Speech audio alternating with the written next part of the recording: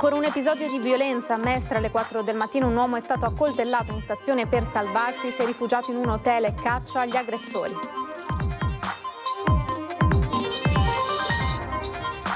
Auto a fuoco nel seminterrato, evacuato per tutta la notte l'intero condominio Ater di Via dello Squero. A Mestre nessuno è rimasto ferito in l'indagine dei vigili del fuoco. Rissa con mazze da baseball in zona Altobello a Mestre, 7 ragazzi denunciati con l'accusa di rissa e porto abusivo di armi, sequestrati 2 mazze da baseball, un coltello e bombolette spray al peperoncino. Domani mattina a partire dalle 10 Antena 3 trasmetterà in diretta la Santa Messa del giorno di Natale dalla Basilica di San Marco a Venezia, presieduta da Monsignor Francesco Moraglia. E domani 25 dicembre in corsia tra i reparti dell'Angelo arriva Babbo Natale con l'aiutante e l'elfo Fabio per distribuire sorrisi, caramelle e dolci, specie ai piccoli delle pediatrie. Buonasera, bentrovate e bentrovati, edizione di Venezia dei nostri telegiornali. Cominciamo subito con le notizie, la cronaca in primo piano, lo avete sentito anche dai nostri titoli. Nuovo accoltellamento in stazione a Mestre, si tratta del secondo episodio nell'arco di pochi giorni. Gravissimo l'aggredito a cui è stata quasi recisa una mano dal braccio.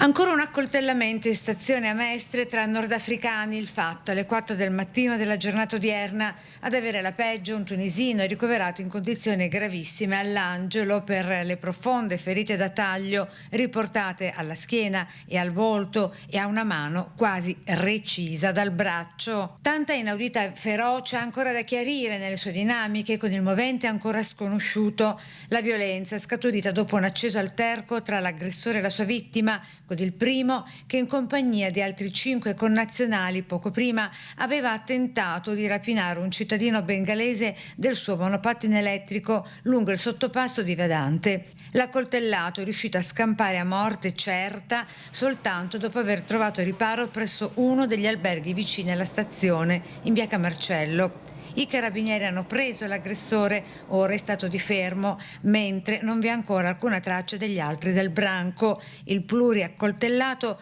avrebbe violato un divieto di rientro in Italia dopo essere stato in precedenza espulso.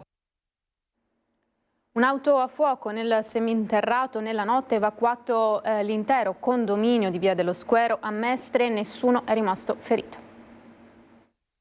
Pensano che sia partito il fuoco dalla macchina, ma per me può essere stato i cavi a essere caduti sopra la macchina. Vigilia di Natale all'insegna della paura e al semiaddiaccio per un intero condominio Ater della città a causa delle fiamme che hanno completamente avvolto e distrutto quest'auto parcheggiata poco prima nel box dello scantinato. Oltre 42 le famiglie del condominio Nave 2 qui in Via dello Squero a Mestre, state fatte evacuare nella notte per questioni di sicurezza per un grosso incendio divampato nei garage del seminterrato. Sul posto gli agenti delle volanti a domare le fiamme, a mettere in sicurezza i condomini, i vigili del fuoco. Con l'allarme scattato intorno alle 21 è rientrato soltanto verso le 2 del mattino, quando gli inquilini hanno potuto rientrare nelle rispettive abitazioni.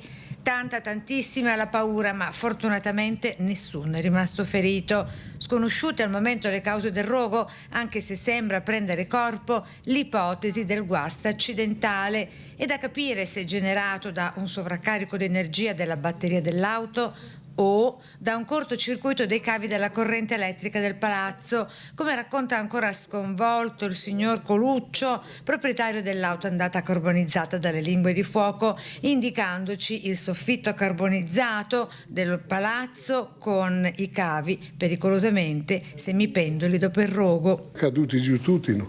Vedi tutte le prese, anche da lì sotto, e sono caduti sopra la macchina, sul cofano davanti. Non so se l'incendio è venuto fuori dalla caduta dei cavi oppure è partito dalla macchina. Interrogativo questo che verrà dipanato e risolto soltanto dai vigili del fuoco. L'unica certezza, visibile a occhio nudo, è raccolta anche fuori dal seminterrato, dentro questi carrelli, con i tanti danni creati nei box interessati dall'incendio e di cui anche Ater ha iniziato con la conta. Rissa con mazze da baseball in zona Altobello Mestre da parte di un gruppo di giovani che stavano mettendo in allarme i passanti. Diverse le chiamate proprio dai cittadini al 112 che segnalavano la presenza di questi ragazzi armati di mazze e si stavano sfidando tra le vie del quartiere. Il fatto è successo sabato sera scorso, il 21 dicembre, quando i 7 giovani sono stati poi intercettati, bloccati e denunciati dai carabinieri intervenuti proprio grazie alle segnalazioni di cittadini e passanti. I ragazzi sono stati denunciati all'autorità giudiziaria con l'accusa di reati di rissa e porto abusivo di armi. Recuperati e sequestrati dalle forze dell'ordine anche 2 mazze da baseball, un coltello a farfalla e 2 bombolette spray al peperoncino.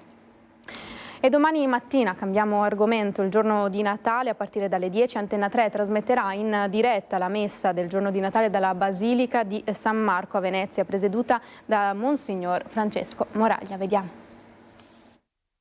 Saremo con voi anche domani mattina, giorno di Natale, sempre in diretta a partire dalle ore 10 per trasmettervi dalla Basilica Cattedrale di San Marco a Venezia la messa solenne presieduta dal Patriarca di Venezia Monsignor Francesco Moraglia nel grande pontificale del mattino di Natale. Venezia è una città universale che accoglie ospiti e fedeli da ogni parte del mondo. Per questo alcune letture e preghiere della liturgia verranno proclamate non solo in italiano ma anche in altre lingue, così come l'annuncio della nascita di Gesù bambino è rivolto a tutti i popoli della terra. Portare nelle vostre case la messa di Natale significa svolgere un servizio pubblico nel senso più nobile del termine, per quanti, malati negli ospedali o comunque impossibilitati a muoversi da casa, altrimenti non riuscirebbero a parteciparvi. Per questo saremo con voi come sempre e vi aspettiamo davanti alla TV. A Natale, nel bambino di Betlemme, Dio entra nelle nostre fragilità personali, familiari, sociali, e ci accompagna non da remoto o con un algoritmo, ma personalmente, passo dopo passo, lungo la vita concreta e reale che è di gran lunga la migliore scuola che io conosca. Un'Eucaristia solenne che giunge a pochi giorni dall'apertura anche a Venezia della Porta Santa per l'anno giubilare, che il Patriarca Francesco aprirà dalla Basilica Cattedrale di San Marco domenica 29 dicembre alle ore 15. Nell'era della cosiddetta intelligenza artificiale si può non cadere e non dobbiamo cadere in una visione pessimistica sull'uomo a patto di imparare che la persona è intangibile, che la persona è un fine, non è mai un mezzo. E domani tra i reparti dell'ospedale All'Angelo di Mestre arriverà Babbo Natale. Quest'anno ho voluto, visto che non c'è più il problema della mascherina, ho detto voglio avere la soddisfazione di poter andare nuovamente a portare le caramelle da neurologia alla medicina, chirurgia e pediatria, tranne che malattie infettive e lunga degenza.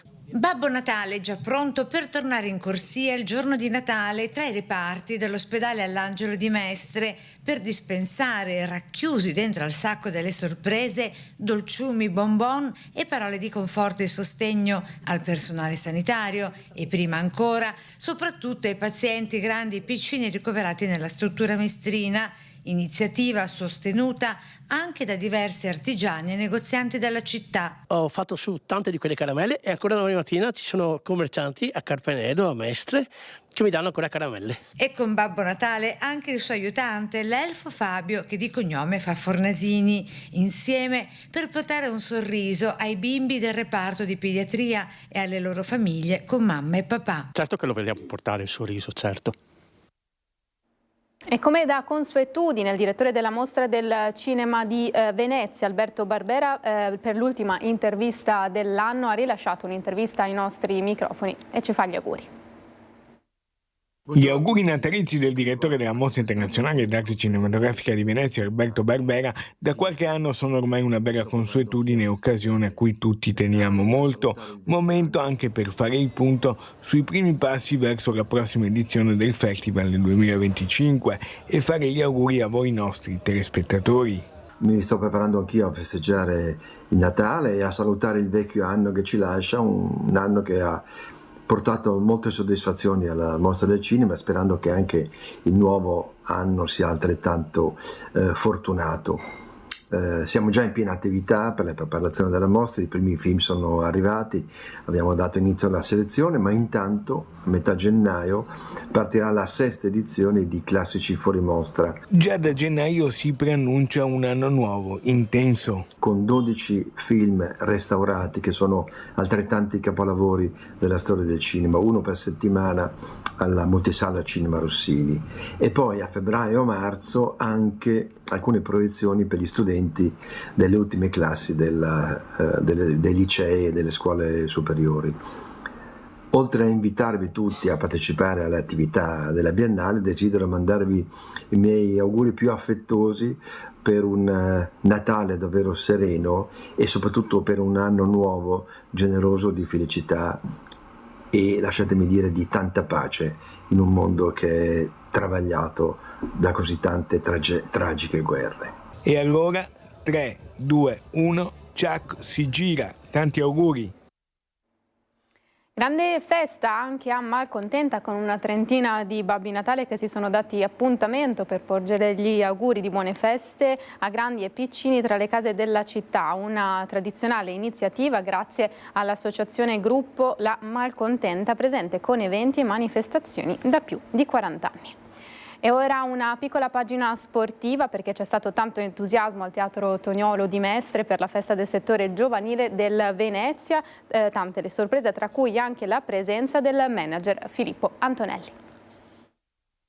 Una grande onda arancione-verde quasi incontenibile, tanto alto era l'entusiasmo di bambini e ragazzi protagonisti l'altro pomeriggio al Teatro Toniolo di Mestre, che ha ospitato la festa di Natale dei Giovani Leoni del Venezia Football Club, una foresta che cresce sotto l'ala protettrice della prima squadra in Serie A. Sul palco sono saliti alcuni modelli ed esempi positivi per i ragazzi, tra i quali con il presidente americano Duncan Niederauer a dare il suo saluto di benvenuto il capitano Joel Poyampalo e il direttore sportivo e general manager del club Filippo Antonelli, tutti insieme verso un'unica direzione: creare un modello vincente, portatore di valori positivi. 120 tesserati più la formazione primavera, tutte le categorie rappresentate dall'Under 13 in su. La parola al responsabile del settore giovanile lagunare, lo spagnolo Isaac Guerrero, arrivato dal Barcellona. Dopo 3 anni abbiamo raggiunto quello che erano i principali obiettivi. 1, creare un'identità, una cultura di settore giovanile, un'identità di gioco anche di processi. 2, creare una struttura professionista. E terzo, come dicevo, la promozione, no? Con l'idea che nel futuro una percentuale alta dei giocatori della rosa della prima squadra possano essere giocatori talento che ha cresciuto nel vivaio del Venezia FC. Non solo calcio, ma anche tanti progetti di solidarietà a scopo sociale, a contatto con il territorio, con l'ambizione di essere un piccolo faro, una luce per Venezia.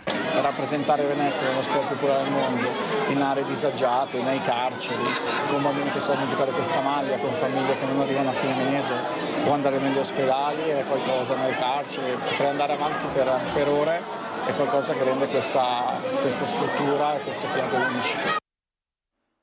Un importante presepe esposto nel portico delle colonne dell'ospedale civile di Venezia fino al prossimo 3 gennaio. Vediamo quale.